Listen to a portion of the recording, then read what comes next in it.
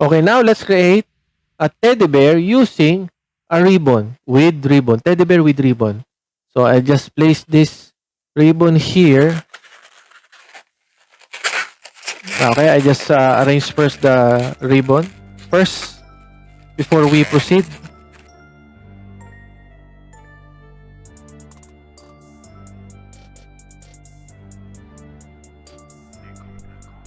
Okay, let me put this for a while here.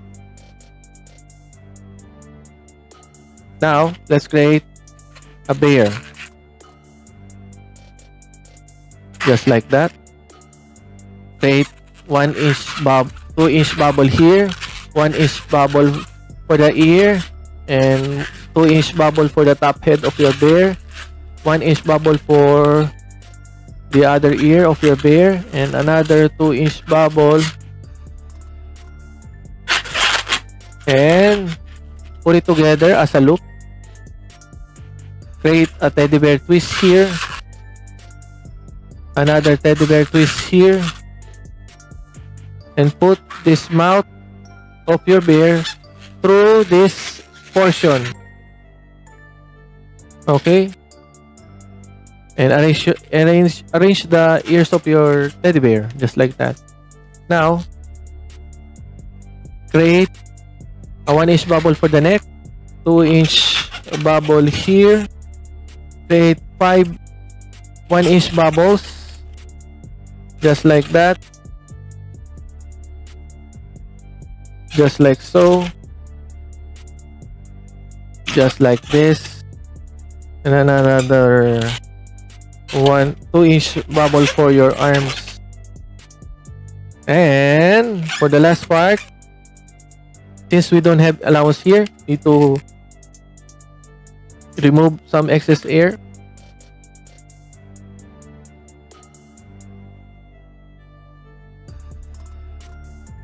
Okay, I think that's enough, quite enough.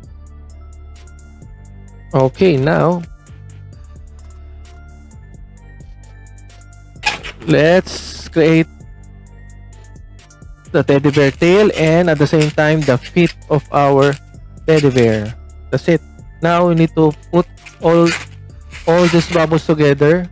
Create a loop by creating a loop here and also here. Now this is the next part. Make an ear twist here. This is the hard part. You need to be careful here.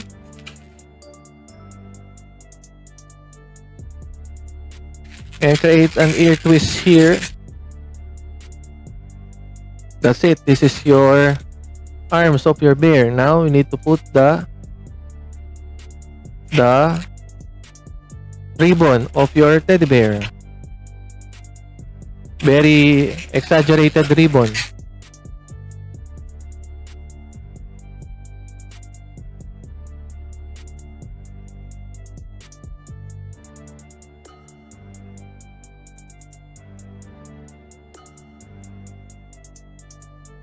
Okay, now we need to cut the extra.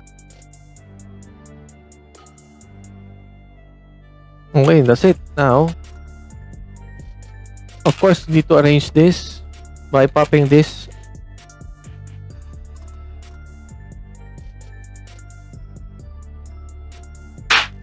That's it. Now, you need to align the arms or arrange this neck of your teddy bear.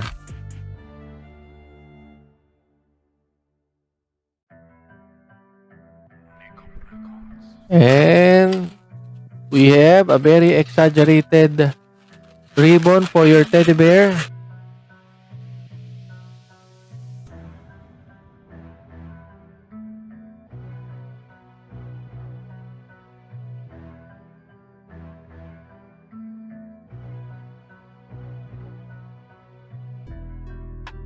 That's it.